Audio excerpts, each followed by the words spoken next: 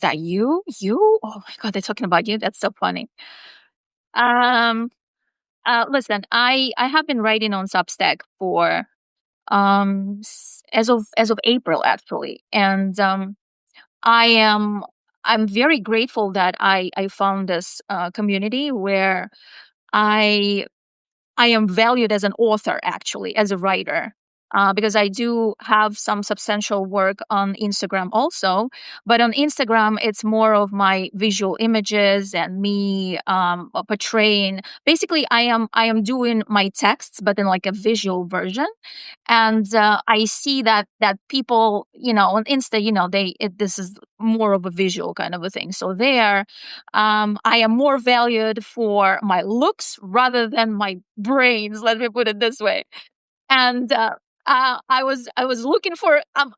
I really am like dreaming about the place where I can be valued for both. I'm not sure if there is a platform like that, but here I am extremely grateful that my texts are being read, they're being commented on, and I see that people really see value in what I write, and that really, really inspires me to write every single day. And me and my manager, she's like, "Okay, let's just have a strategy because I can write every single day. I can have text like flowing out of me."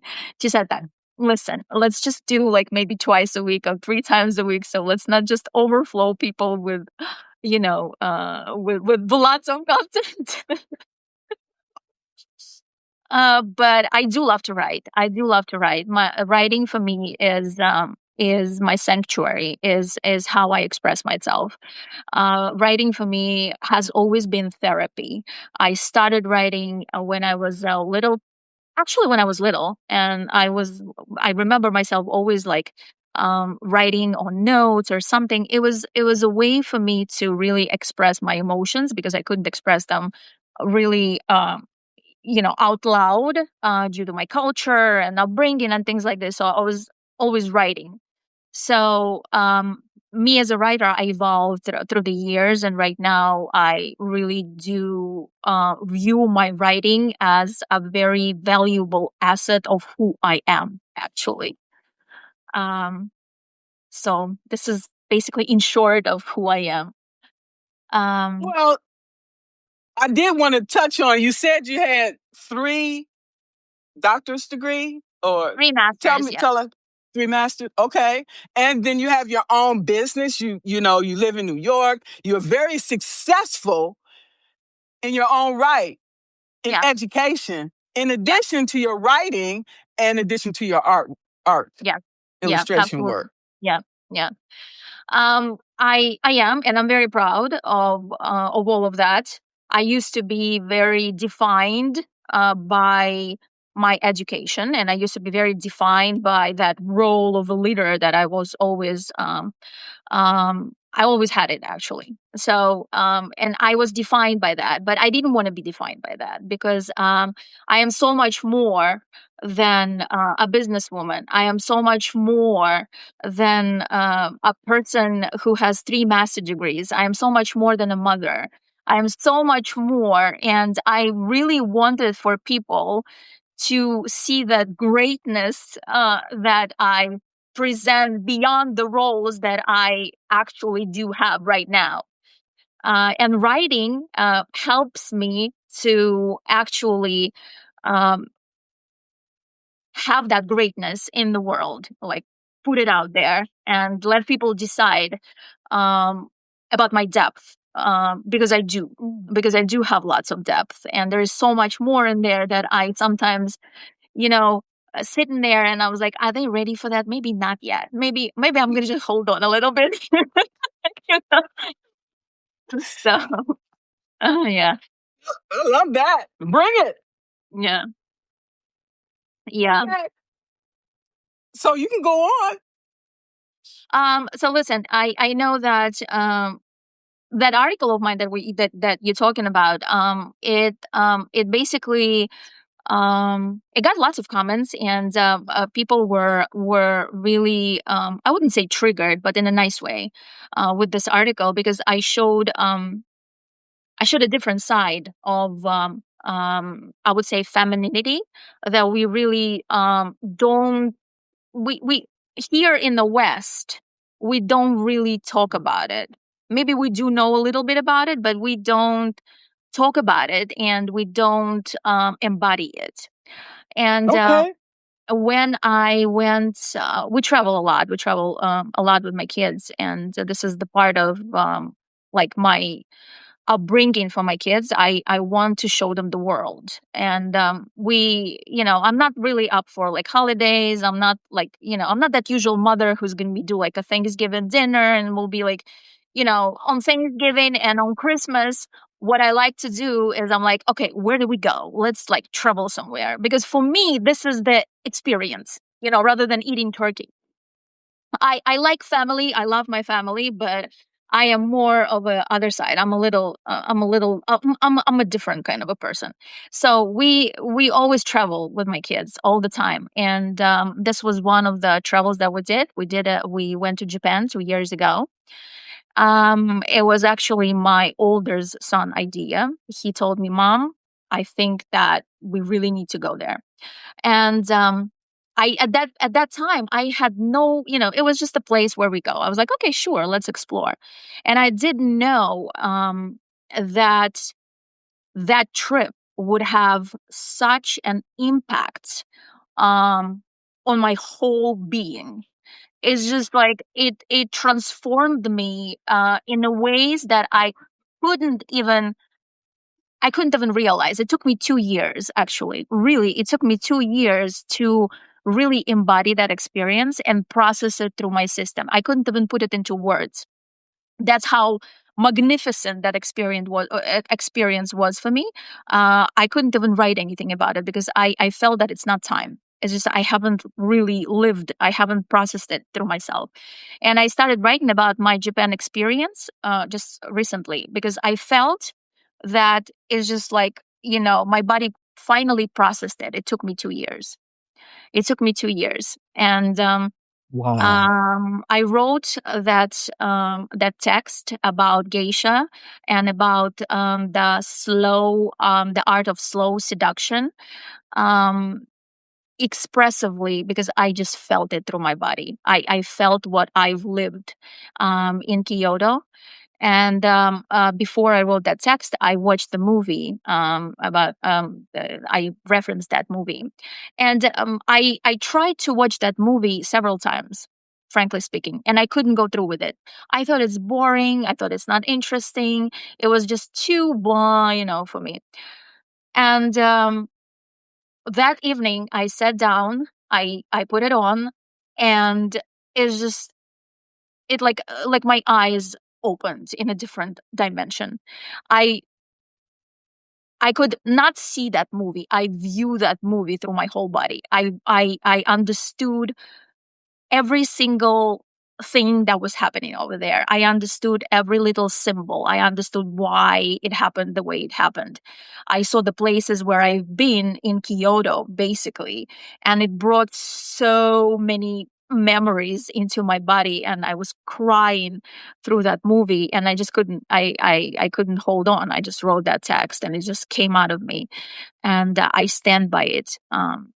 Very, very much. What I wrote over there is what I've lived through my body when I was there, and then when I was watching the movie, I've embodied that inside of me. So when I'm talking about the art of slow seduction, I know that you mentioned that book by Robert Greene. Um, Right. Right. Yes, and I love that book actually. I was surprised that you immediately it caught your attention. Not that many people really read books like that. So, but I remember that when I was reading it, I loved it. But my text is a little bit different from the idea of what Robert is talking about. He describes seduction as a way of I would say manipulating into the world, and doing what you need to do using certain rules, because there are rules to seduction, and he describes them very, very nicely in a very poetic but a very distinct kind of a way. uh what I wrote is I wrote about seduction from my own perspective of viewing what the sensuality and femininity is, and how this slow unraveling of yourself brings you to the best expression of yourself. And I'm talking not about it, I'm not even talking about sex. I'm Of talking course not. about, yeah, I'm talking about living your life a different way. Okay. And the it's a humongous difference in cultures that we are talking about, right? Because East and West, they have never seen each other eye to eye, and there are positives in the West, and there are positives in the East. And I'm not even talking about it right now. I am talking about a different view of life, how we view life differently, coming from the East and coming from the West. And when I was in Japan, I was not there for a very long time, but it was enough for me. We were there like for 4 weeks, almost a month, but it was enough for me to really, um, like absorb like a sponge, that quietness, that stillness, that is that's basically, that's what it is. The East is all about that quiet and still version of your soul. Okay. And for a Mm. woman, it is the utmost, I would say, the most important thing to become really quiet sometimes, because we are living in so much noise, especially, especially like I'm on New York, so this is the epitome of noise. um we live in noise as women, so much. And we don't even have time, and we can't even process anything that comes to us, because this noise occupies our whole entire being. And when I was in Japan, there was so much quietness over there. There's so much slowness in everything that you do. Nobody rushes anywhere. Okay. Nobody runs anywhere. You eat in quiet peace, in stillness. The little things, the appreciation for little things, and appreciation for the orderly thing of how they eat certain things, how they drink the tea. For this, it's just, it's such a different experience, that in those 4 weeks I transformed myself into a totally different woman, you know and when I came back to New York, I had, I think I was depressed for about 2-3 weeks, and I didn't even Wow. realize it. But I I realized it a little later, that I got caught up. Once you're back from that kind of experience, and you're coming back to New, is yelling, screaming, the sirens, and then my business. I have to go here, I have to go there, the kids, and I couldn't really process what was going on with me. But it took me 2 years to really, navigate myself into what I wrote, actually. So, It's ironic that you mention that because having worked for the government for 39 years oh and God. moved 8 times. Each move was a transition, physical, mental, emotional, because you've come accustomed to the traditions, the way of life where you're living, and you even take on the personality and the characteristics of the place. You start talking like the people. You start emulating different things. And so that's the reason why I kept myself so close, because I knew that I wasn't going to stay in these places Yeah. for very long. And I didn't want to become too attached. I wanted to have a certain amount of detachment, because each move, it was very difficult, that adjustment, from where I left. Now I'm in a new situation. I have to leave that stuff behind and adjust to this new environment that I find myself in.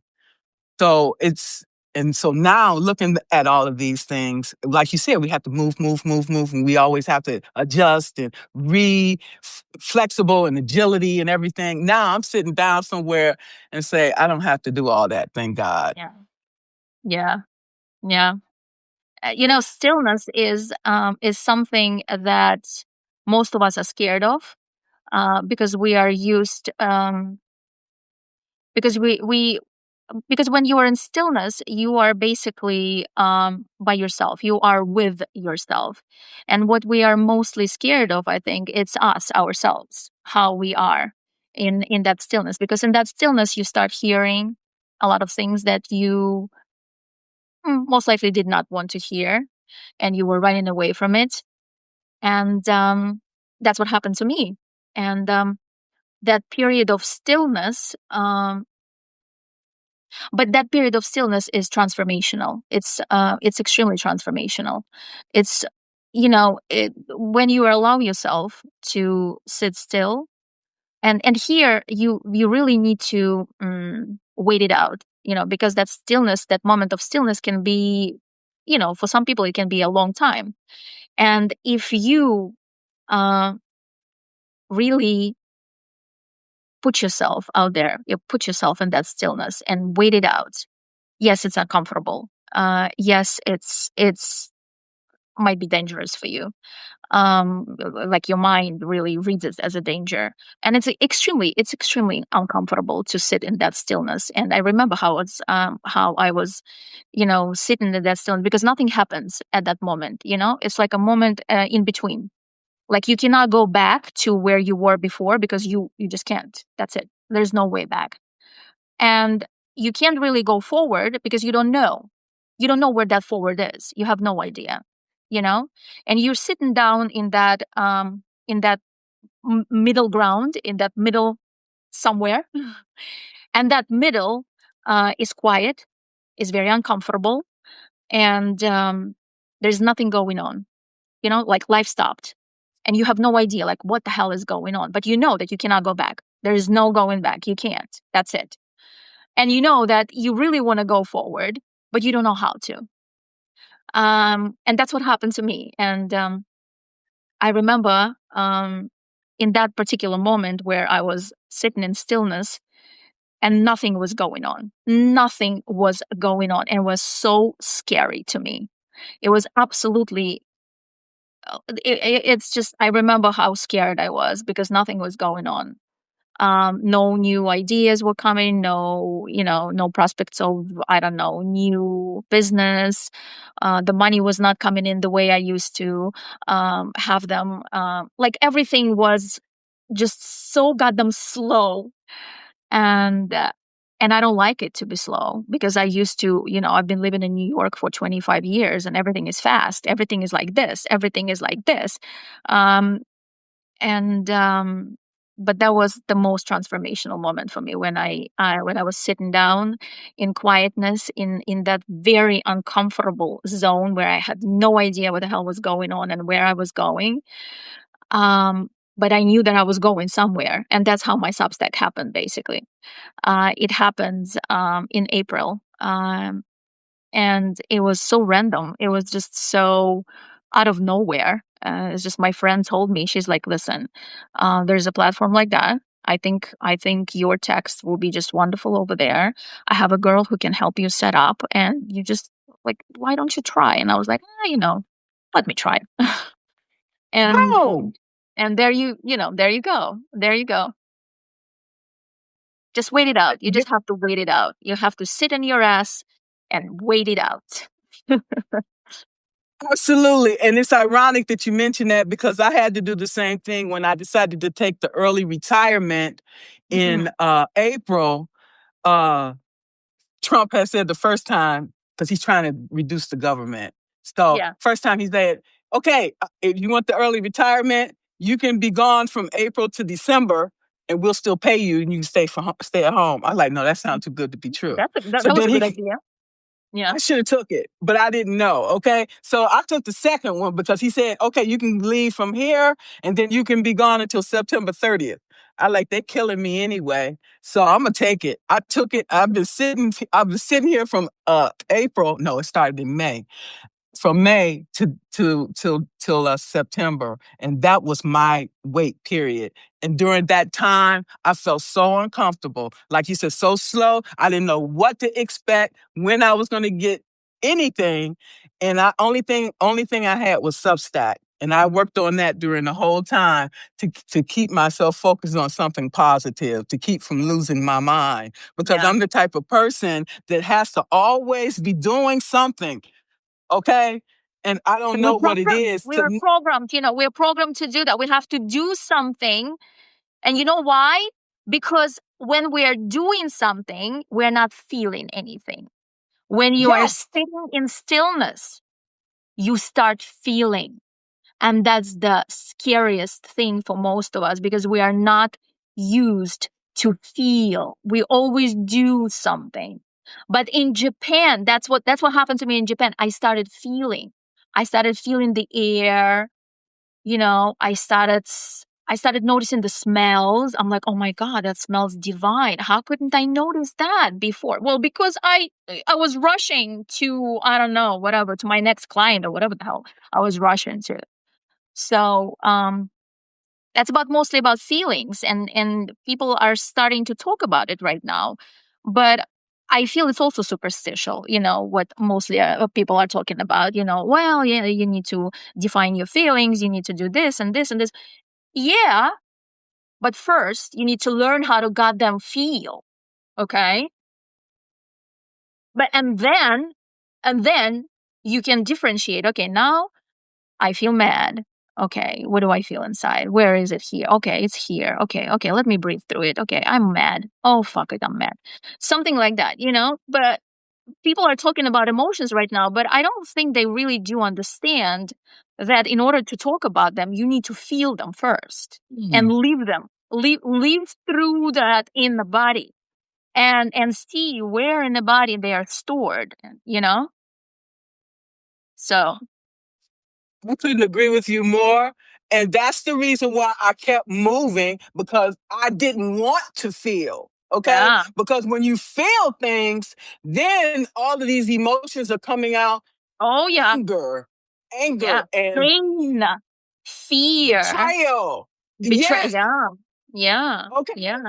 All these things, we need to call it all out. We need to address all of these things while we got to while we're processing it, and that's part of the healing process. Oh, yeah. Oh, yeah. Absolutely. Absolutely. This is the huge part of the healing process. And I wrote about it actually. I constantly write about that. I wrote just recently a text and I put it on Instagram in carousel. And actually that was the post that brought me the most subscribers on Instagram. And I was like, oh, that's interesting. That's interesting. So I spoke about the fact that we've been I think since COVID, right? Since COVID, we've been doing lots of healing. Everybody got into that era of, oh, let me heal my inner child. Let me heal this. Let me go to this retreat. Let me do this. And, I think this era ended. That's it. It came to an end. I can see that. I can feel it because we've healed enough, and You right think? now, I think so. Yes, I think we've healed enough in terms of, under like, we can do it forever. Actually, we can dissect our childhood into millimeters and see where our inner child was betrayed and shit like this. Which I'm not downgrading that experience. It's very valuable. But in all of that, okay, we forget one thing.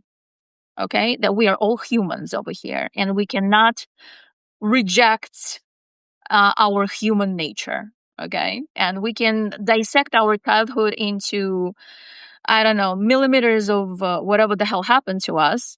We can go to endless amount of retreats. But if we are not living our life, okay, we are coming because after the retreats we are coming back to the same house, to the same husband that you hate, to the same kitchen that you can't stand, to your kids who are misbehaving and you don't know what the fuck to do with them. You're still coming back to the real shit that you are trying to avoid by healing yourself. Okay? That was my message in that text, because I got tired of listening and reading to his endless healing possibilities. But how about living your life? How about you facing you? Okay, in that kitchen with that husband with those kids. Okay, how about you doing that first? Okay, and see what happens, what triggers you, and then you can heal. Okay, I mean, that's what that's what it is. So, in other words, what you're saying, you're like a dog chasing its tail. Yeah, absolutely. Absolutely. Absolutely. But we're all human beings, and Yes. we cannot cancel our humanness, unfortunately. Okay, we're not ChatGPT.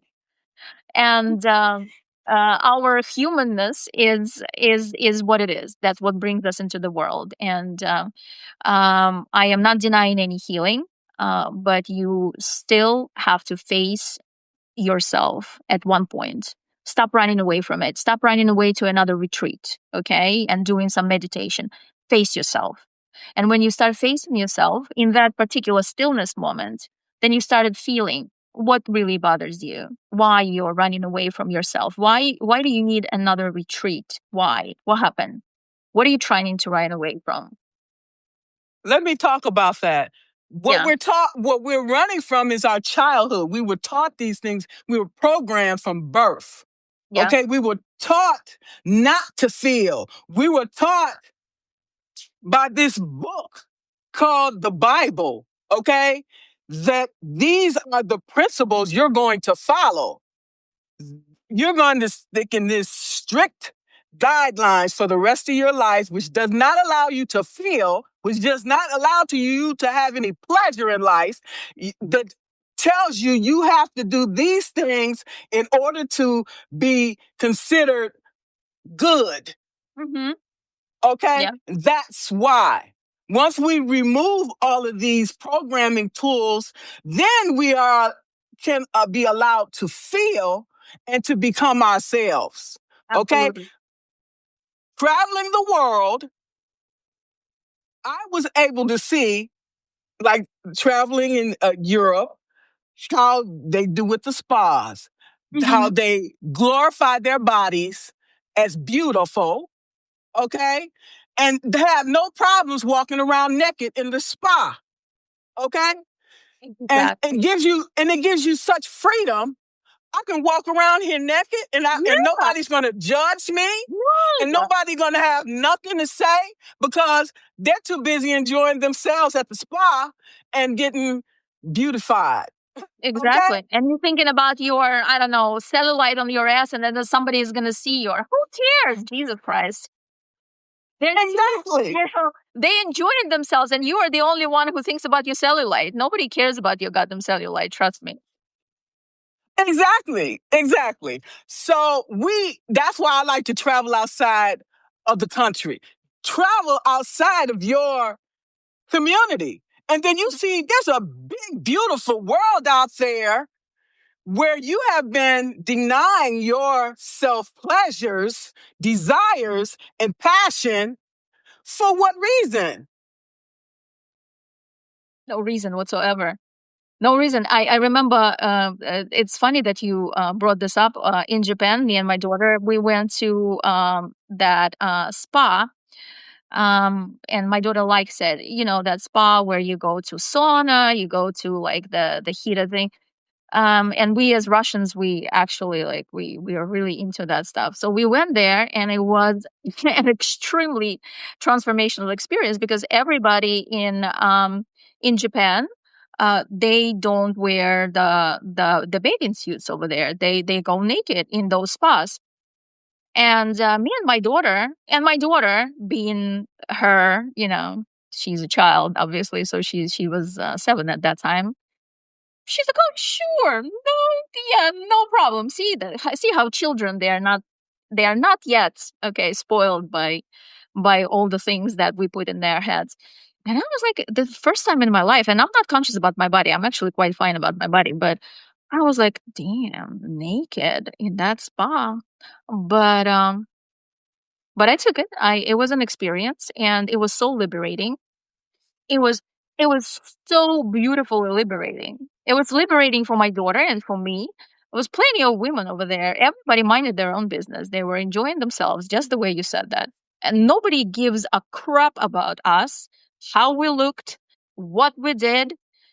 And I remember I was laying down in that spa and I was like, oh my God, you really can live a life like this. Just simple, just very simple. Yeah, you can undress. Nobody gives a shit about how you look. Because they're minding their own business. You can mind your own business as well. And it was such an amazing lesson for my daughter. Basically, she just like saw that it's normal. It's absolutely normal for women, first of all, to see other women naked. It's okay. Okay, it's not a crime. That all bodies are different. Somebody's skinny, somebody is not skinny. She was, and that's okay as well. And nobody judges you. Nobody judge everybody. It's just we all were for the same exact reason. We wanted to have a very nice, relaxing time. And it's funny that you say that because I've lived through that experience and it was extremely liberating. It was so beautiful. And then we come back to New York and we went to a spa over here. And here everybody's so uptight. Oh my God, so uptight. Like they have to stick up their asses and like God forbid you have I don't know, like something sticking out of your body. Everybody wants to look nice. And I can see that the girls were trying to really, showcase their bodies and things like this. And I remembered my experience from Japan and I was like, why can't I just go back over there? Oh my God. uh, yeah. Yeah. It shows you how the world is so different and, um, Superficial. Superficial. absolutely superficial. And so different once you start opening up yourself to different possibilities, right? To different experiences, you see how, different the world is from what you've thought it is, right? Um, Exactly. and you start realizing that there is so much more, not only to the world, but to yourself as well, right?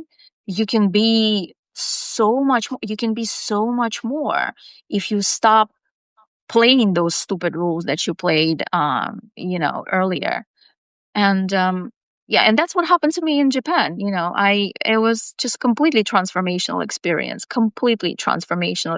for me. And now when I am, I'm not saying that I'm not hurrying anywhere, that I'm not rushing anywhere. New York is still what it is. You got to live your life. But what I've learned in Japan is I've learned that power of stillness. And even if I was running the whole day, right, in New York, doing my own business things, the stuff with the kids and things like this, I go into my car. My car is my sanctuary. Nobody touches me in my car. you know. So I get into my car. I sit there in complete silence, no phone, no music, no nothing. And even those 5 minutes are enough for me to reset my whole nervous system. Really, really. It doesn't take that much time. You don't have to meditate for, I don't know, 2 hours. You just have to you just have to like have 5 minutes for yourself, sitting in complete stillness and let your brain just like boom freeze. And that resets your body. And I do that. And I wish our culture over here in America be a little bit more, I would say, graceful towards women. Um, because I feel that this country is so difficult on us, on women, so difficult, so extremely difficult in all the possible ways. We are in so much stress over here. We're under so much pressure over here to perform, to be the best mothers, to whatever. I remember that I have 3 kids, and I remember that I was never given an opportunity to really sit home with my kids and really enjoy my motherhood, really process that experience through my body. My first one was born when I was a supervisor in a huge hospital in Manhattan, and they basically told me, they said, "Listen, if you want to keep your job, you got to be back in 4 weeks." I was like, "Oh shit." So I gave birth to Daniel, and I came back to work 6 weeks. 6 weeks, girl. What is that? It, give me a break. But I was young at that time. I was 31, and then when my second one was born, it was a very difficult delivery for me. Extremely difficult. I had preeclampsia. Shit was happening, and it was a C-section for my middle son. And at that time, I was a director in a very big school, and they told me that I'm sorry, but we can't keep your job unless you come back in 3 weeks. And I did. I came back in 4 weeks, barely walking after C-section, after preeclampsia. My son was tiny; he was only 4 weeks old. Um, I had an amazing babysitter, thank God for that. But yeah, I did. And I remember that I am not the only one who've been through that experience. There are plenty of women over here who are not enjoying their motherhood, and they are just like, but they are but we are, you know, we are programmed here to give birth. You have to be a mother.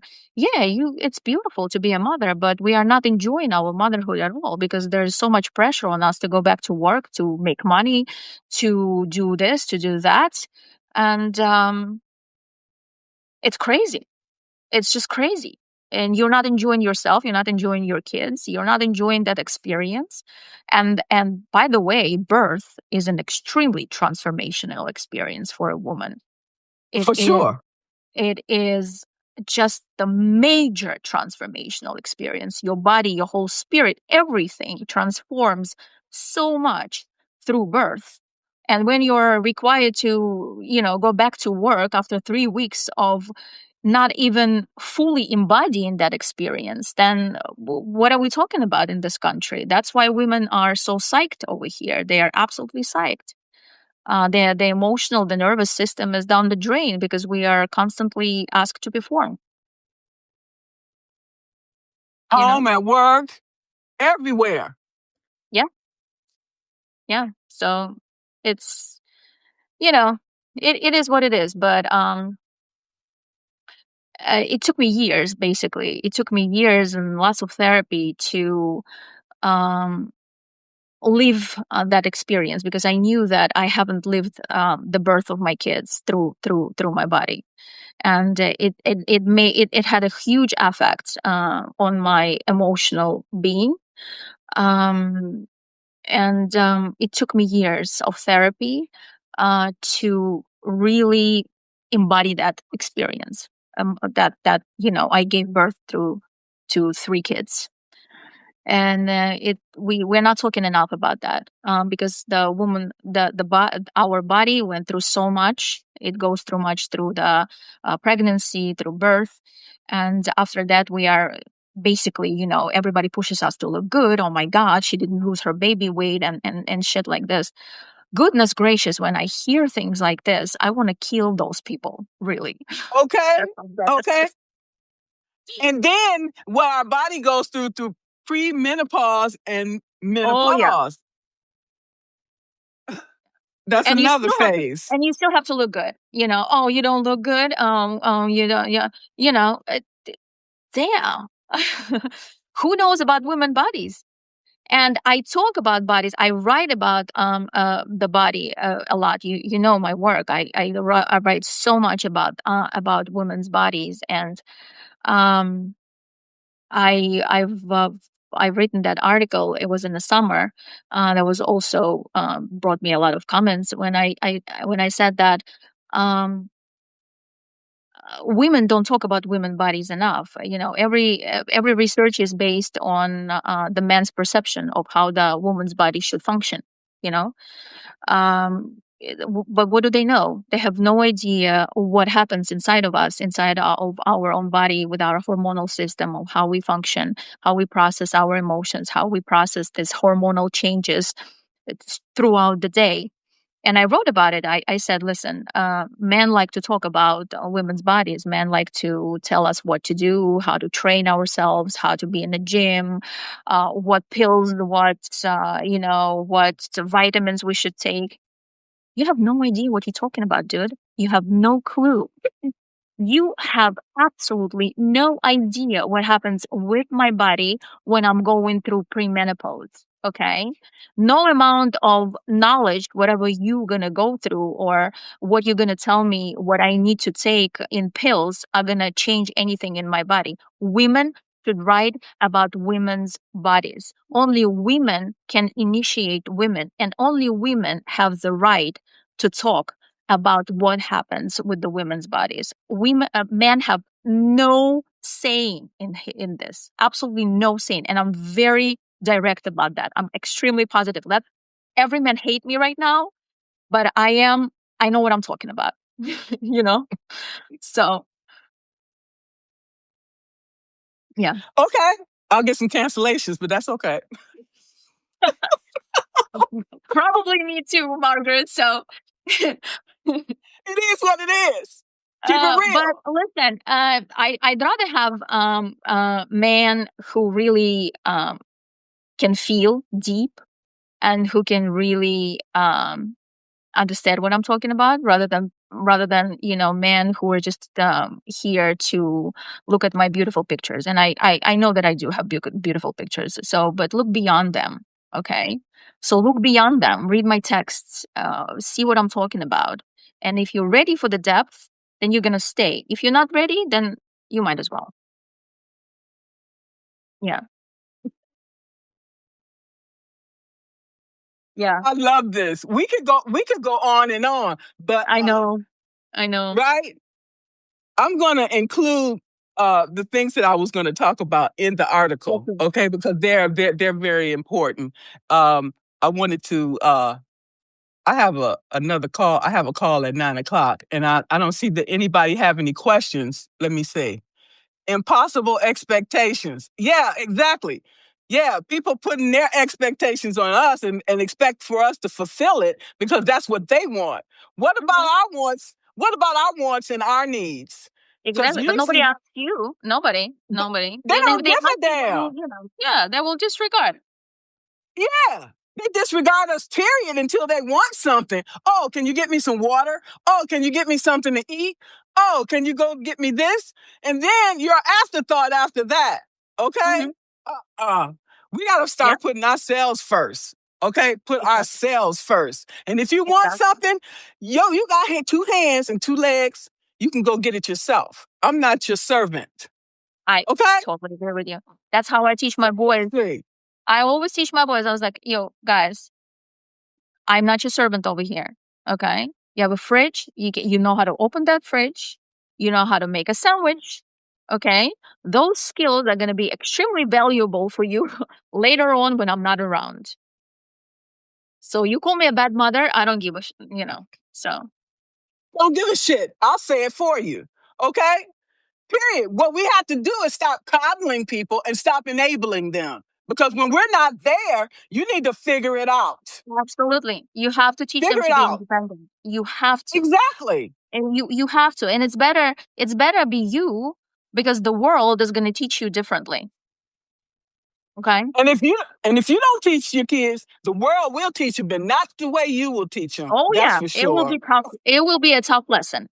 So somebody chooses to be, okay, I'll let the world teach them. I choose a different route. I actually choose Or to actually teach my kids to be independent from the get go. And my boys, they know that very well. My boys are very good.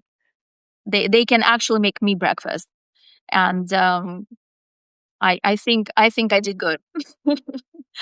that's good because your kids need to know how to take care of themselves just in case they get with somebody and it goes sour. They can take care of themselves. They know how to wash their own clothes. They know how to cook for themselves. They Exactly, know how to pay exactly. their Exactly. And they don't bills. teach that in school, Margaret. They don't teach that in school. What they teach in school is No, bullshit. Okay. Because when you go out into the world, that's what you need to know. You need to know how to take care of yourself. You need to know the value of money. You need to know how to do your checkbook. You need to know how to do two and two together. Do you have enough money for that? Can I save this? And blah, blah. You have to be very savvy in this thing. They don't teach that in school. All they teach in school is how to obey the rules. And what I teach my kids is there are rules and you have to know the rules. But you need to know how to go around those rules. But first, you need to know the rules. Okay? But you need to be smarter than those rules. absolutely. And that's all based on our values. Okay. And so we do our part and then we've done our job and we let them out into the world and hopefully they will be able to become stable and functioning adults out in that world. But if we don't prepare them for Yeah. that, they won't have it. Yeah. Where they gonna get it? Where they gonna get it from Yeah. if we don't provide that for them? Absolutely. And they learn by example. They learn by looking at you. They're not learning from the worlds or from the books. No, no, nobody learns. I mean, there is some knowledge in the books and things like this, but mostly how we learn from the example. We learn from the looking at how other people doing things, right? Trial Because and error. because you can say stuff, but if you don't do that, if you don't walk the walk, then what's the talk of the talk? What's the use in it? Nothing. It's zero. It's a zero. It's a zero. Exactly. Basically a zero. So I teach my kids to do, okay, rather than speak about things. And I tell my boys, and for the boys I said, listen, for a man it's extremely important, stop bullshitting, okay, just do, because actions speak for a man. Okay, you want to make me feel good, beautiful, don't say that. Okay, make me coffee in the morning, that's your act of love, you know things like There this. you go. There you go. Well, Nataliya, I want to thank you so much for this powerful conversation today. And it's been meaningful, really has. And I thank you so much. As we are getting ready this week, it's Thanksgiving. So for a lot of Yeah, people, I yeah, know. yes. But I love talking So to you, Margaret. I absolutely love talking to you. You are such an amazing person to talk about very hard things. Let me put it this way, because you're not scared of them. You're no, I not like live them. bending, and you're not like trying to put like some sugar coating on things. And I, we need people like that. We need to really talk about things how they are rather than sugarcoat stuff. That's the problem. That's why the world is so messed up today. It's because we've been sugarcoating and we've been keeping things to ourselves. And Mhm. that's why we're all traumatized as a Yeah. result. Okay. And Mhm. acting out like children. Children act out, adults act out too. So, yes, thank you so much for this conversation. And I want to thank you all for attending. And if you're ready to stop performing and start embodying, start here. Choose one daily practice, somatic, grounding, intentional breath, posture awareness. Use it in moments of pressure, intimacy, or leadership. Watch how people respond to your presence, not your efforts. Oh yeah. Uh, right? Beautiful. Beautifully So said, Margaret. thank you so much. And thank you all for joining.